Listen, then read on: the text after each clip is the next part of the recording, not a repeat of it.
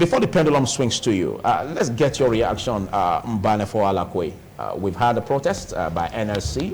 It was supposed to be for 2 days, but they said what they planned to achieve in 2 days, they've achieved in 1 day. But you also heard the reactions of the president as regards their protest not making sense to his administration. What's your reaction? Yeah, well, most of us had the speech made by Joe Ajero, the NLC president, when he said that they have to stop the protest because what they intended to achieve in several days of protest has been achieved. Only God knows what he meant by that. Exactly. What he meant by that, you know. And again, he was saying, talking about the vehicles that is meant for mass transit is already on their way.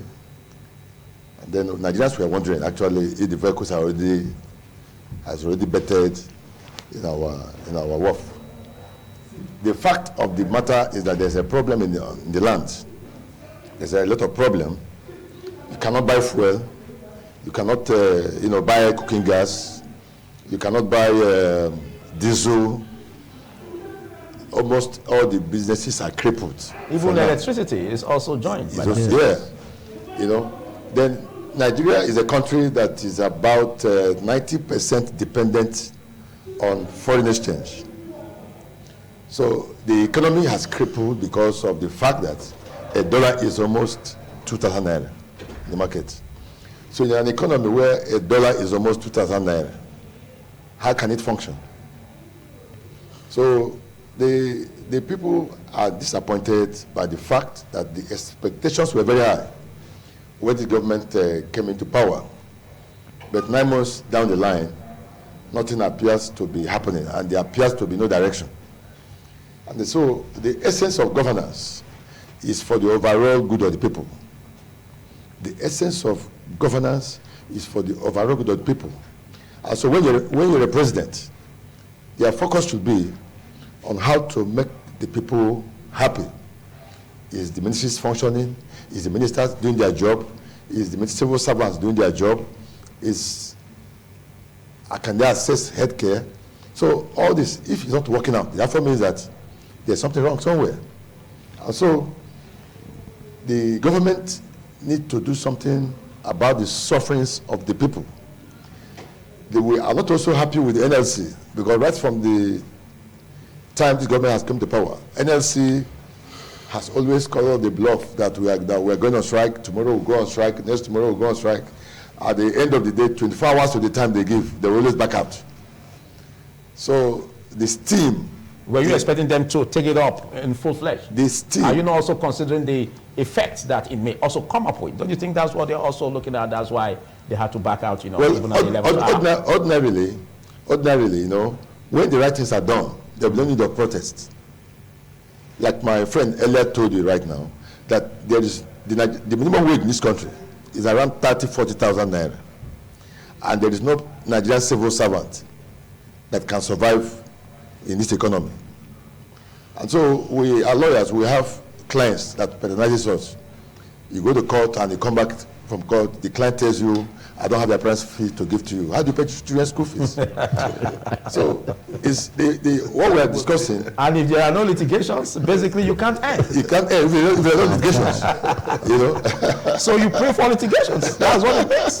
Yes, now, you just can't this while.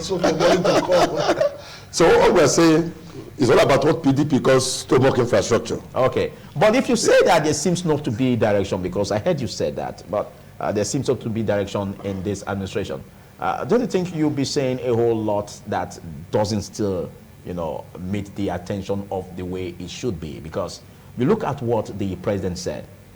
You don't expect that it's going to be like 2 or 3 months' time or 4 or 5 months' time for us to overcome this pressure of FF subsidy removal. Expectedly, he gave a template that, judge me by this template. If after a year, I'm not able to do this, do that, then you can call for questions.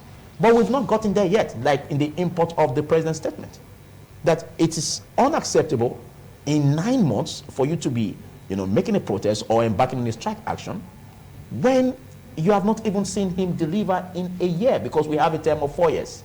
So don't you think he made a whole lot of sense? Barrister Greg Iyayi, I'll come back to you. But let's get your point. Don't you think that made a whole lot of sense from the president's speech?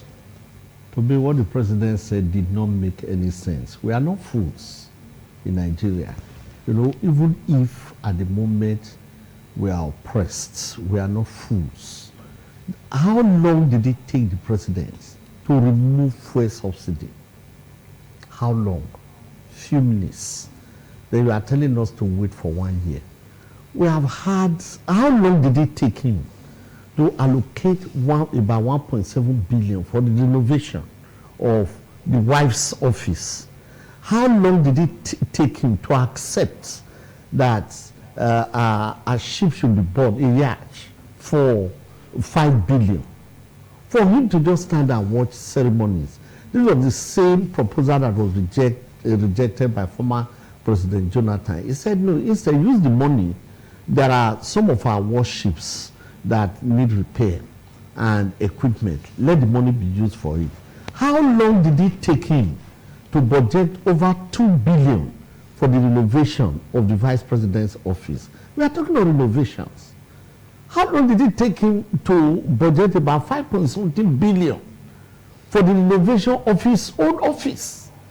So these are the things. Are you saying that there are no mercenaries on the ground to show that he is realizing all of this in a short period of time, like in 1 year? Do you know why the pain is so much? If you look at the luxury, if you look at the profane living, if you look at the profligacy, financial profligacy of the ruling class, and then you compare it to the suffering of the masses, how long? Look at how much was cement, how much was fuel when this government came to power, and the salary of workers have been static, very static. They have even imposed more taxes, removing much of what would have gone into the man's hand. We are talking of wage of 30, 40,000. And then look at the period, the galloping inflation that has eaten up whatever anybody thinks is any. If you have any 150,000, I don't know how you can make it. That is the truth. You keep the wages of the people static, and then we are living in a very luxurious lifestyle. Nigerians are seeing it. Nigerians know it. That's why I say we are no fools. How long did it take them to pass the bill for them to collect 160 million for a car when Innocent was saying I can supply this for about 1/3 of that amount? It will be of the same quality, it will be strong, and I will employ Nigerians. We chose to export our jobs and then take dollar and import dependent economy. The little dollar we have to go and import cars for how many people? All the senators 103 and the House of Reps 103 or 109. 109. Yeah. Okay, and then the number of the House of Reps, and all of them, different political parties, there was no dissenting voice among them. We are seeing this, we know this. The people are angry. The people are not only hungry, they are angry. They see this and you tell them, exercise patience. There, Sheyi the son was telling us that we should exercise patience. Look at the convoy that follows Sheyi the son. Nigerians are seeing it. People know it, and then you tell us that we should exercise patience for 1 year, so that that little baby in the arm of that woman who is struggling to sell pure water will die. Well, if you look at what the Labour Minister said, Oyejocha Nkiruka, she also said that if the reason for which they embarked upon that strike was as a result of inflation, looking at economic hardship, food crisis, that happens to be the agenda of President Bola Ahmed Tinubu. Rory Babo. Now, let's have your reactions, because a whole lot has been said about bringing palliatives, in order to cushion the effect of the fuel subsidy removal. And this basically, will also involve the subnational government to partake in the share of the palliatives to the poor, the most vulnerable. Now, this we've seen. Are you saying that it's not enough as regards to cushion the effect for a short time, upon which we can have the economy, coming on his feet in the times of Ahmed Tinubu? How many serious countries in the world that discuss palliative? The world is not a global village. You can just, how many countries in the world you hear they use the term palliative? It's synonymous with countries that are dying. A critical example is Nigeria. You can't say that of Nigeria. What is palliative? Palliative basically, I'm asking they are you short now, gaps. They come in as short gaps. How many serious They come in countries? as short gaps. I'm talking about serious countries. And now he came aboard. He came aboard May 29. Is it not expected that at least having his team organized, hitting the ground running, is it not expected that at least the template that he was given, that he gave himself a template of a year, upon which all this will be itemized to be seen as picking up? But we are just 9 months into his administration. My brother, as we are sitting down, this is March. Till today is March 2nd. Those who want to farm, who want to do practical, they are almost through with blushing. Brushing. You agree with me? No, Therefore, some are seeing to it. Yes. By April ending, if you are not planting, you are not a serious farmer. There is no miracle when by June you are still brushing. You are telling me that when I harvest this year, something, my brother, you are deceiving yourself. Okay, do you blame entirely the national government and leaving out the subnational? Don't they play same roles in ameliorating the plight of Nigeria? I don't, when people talk about the subnationals, I look at the power of the national government using Nigeria as a case study.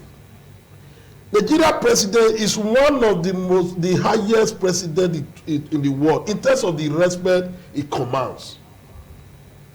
In every country, He is one of the most powerful. Yes, one.